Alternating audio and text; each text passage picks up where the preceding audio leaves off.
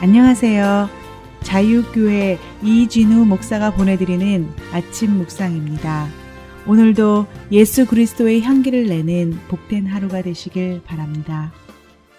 4월 12일 화요일 아침 묵상입니다. 오늘은 거룩한 낭비라는 제목으로 마태복음 26장 6절로 13절의 말씀 묵상합니다. 예수께서 베다니 나병 환자 시몬의 집에 계실 때에 한 여자가 매우 귀한 향유 한 옥합을 가지고 나와서 식사하시는 예수의 머리에 부으니 제자들이 보고 분개하여 이르되 무슨 의도로 이것을 허비하느냐. 이것을 비싼 값에 팔아 가난한 자들에게 줄 수 있었겠도다 하거늘 예수께서 하시고 그들에게 이르시되 너희가 어찌하여 이 여자를 괴롭게 하느냐. 그가 내게 좋은 일을 하였느니라. 가난한 자들은 항상 너희와 함께 있거니와 나는 항상 함께 있지 아니하리라. 이 여자가 내 몸에 이 향유를 부은 것은 내 장례를 위하여 함이니라.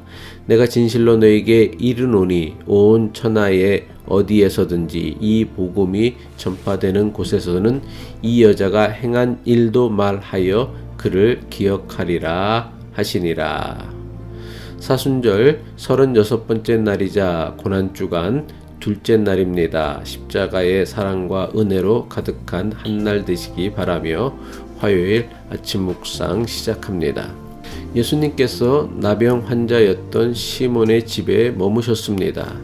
예수님 당시 나병 환자는 하나님의 저주를 받은 부정한 사람으로 절대로 가까이에서는 안 되는 사람이었습니다.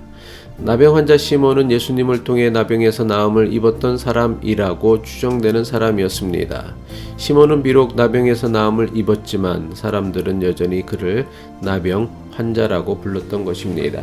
나병에 대한 사람들의 편견은 비록 시몬이 나병에서 나음을 입었지만 그를 여전히 차별하며 멀리했던 것입니다. 하지만 예수님께서는 아무런 편견도 차별도 없이 나병 환자였던 시몬의 집에 머무시며 함께 식사하셨습니다.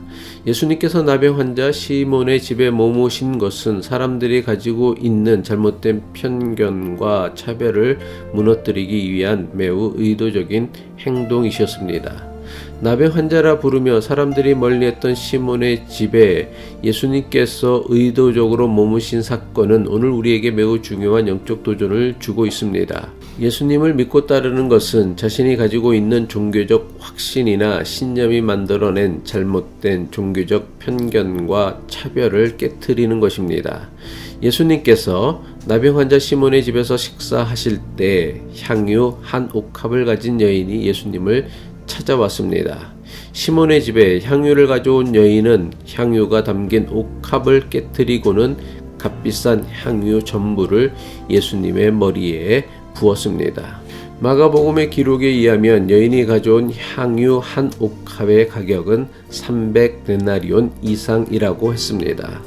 한 데나리온이 당시 노동자의 하루 품삯이었으니까 300데나리온은 노동자의 1년 연봉에 해당하는 매우 값비싼 향유였습니다.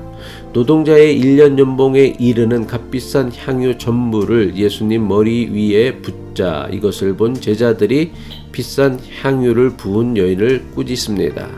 마태복음 26장 8절로 9절이죠. 제자들이 보고 분개하여 이르되 무슨 의도로 이것을 허비하느냐. 이것을 비싼 값에 팔아 가난한 자들에게 줄 수 있었겠도다 하거늘. 300데나리온이나 되는 값비싼 향유를 예수님의 머리에 부은 여인의 행동은 제자들이 보기에 충분히 분노할 만한 일이었습니다. 예수님과 제자들은 먹을 것이 없어서 사흘씩이나 굶주린 적도 있었습니다. 제자들은 너무 배가 고픈 나머지 안식일임에도 밀을 잘라 먹다가 바리새인들에게 비난받기도 했습니다.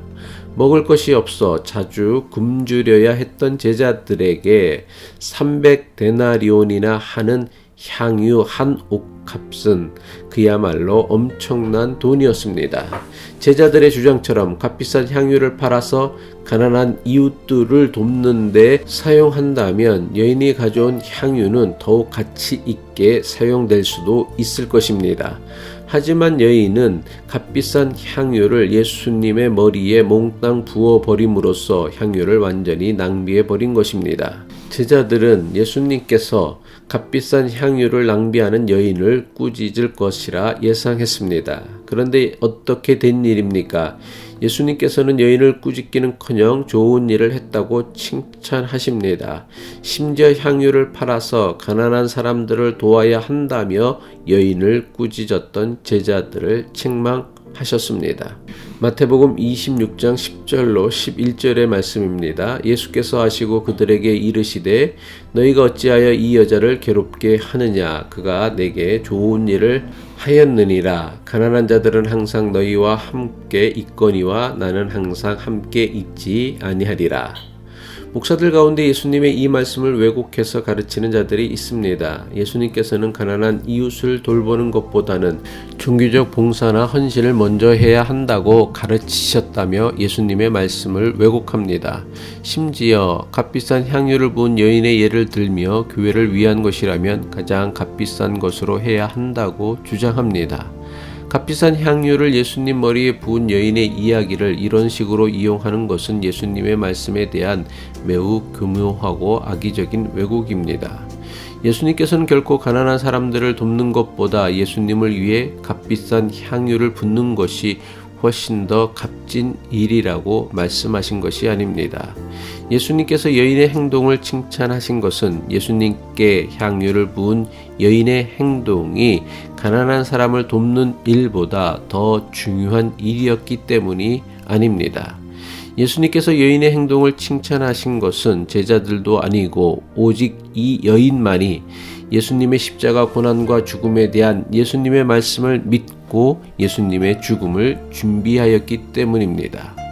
여인이 300데나리온이나 되는 값비싼 향유를 예수님의 머리에 모두 부은 것은 합리성의 한계를 뛰어넘은 파격적인 행위입니다.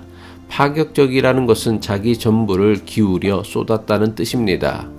우리 인생에는 이 여인처럼 합리적이고 약삭빠른 계산을 뛰어넘는 파격적인 삶과 행동이 필요할 때가 있습니다. 파격적인 삶과 행동이 필요할 때를 분별하여 자신의 전부를 파격적으로 쏟아 부을 수 있을 때에 우리의 삶은 더욱 빛날 수 있습니다. 신학자 폴 틸리는 한 여인이 예수님의 머리에 300데나리온이나 하는 향유를 전부 부은 사건을 거룩한 낭비라고 했습니다. 비싼 향유를 예수님 머리에 모두 부은 여인의 파격적인 행동은 분명 낭비임에 틀림이 없습니다. 하지만 그녀의 행동은 그냥 불필요한 쓸데없는 낭비가 아니라 거룩한 낭비였습니다. 인생의 모든 것을 가성비와 투자 대비 효과만을 중요하게 여기는 사람은 절대로 이 여인의 파격적인 행동을 이해할 수 없을 것입니다. 그리고 이런 사람은 절대로 하나님 나라를 위한 파격적인 헌신과 희생에도 참여할 수 없습니다. 이런 사람에게 하나님 나라를 위해 헌신하는 것은 마치 밑 빠진 독에 물 붓는 것처럼 가성비라곤 하나도 없는 어리석은 일에 불과하기 때문입니다. 하지만 분명하게 기억해야 할 것은 세상을 더 아름답게 만들고 살만한 세상으로 만드는 사람은 가성비를 가장 중요하게 여기는 사람들에 의해서는 절대로 만들어지지 않습니다. 밑 빠진 독에 물을 붓는 심정으로 자신의 손해와 희생을 자원하는 사람들 때문에 우리가 사는 세상이 망하지 않는 것이라 믿습니다. 300데나리온이나 하는 향유를 부은 여인의 행동이 파격적이라면 하나님의 아들 예수 그리스도가 십자가에 달린 사건은 파격을 넘어 충격적인 사건입니다. 가성비라고는 일도 없는 십자가의 파격적인 사건이 우리를 죄와 사망의 굴레에서 구원하신 것입니다. 기도하겠습니다. 십자가의 길을 가신 예수 그리스도를 믿고 따르는 우리의 신앙이 세상에 말하는 가성비에 얽매이지 않게 하옵소서. 하나님 나라를 위해 세상의 계산을 뛰어넘는 파격적인 헌신과 섬김이 우리의 신앙을 통해 나타나게 하옵소서. 예수 그리스도의 이름으로 기도합니다.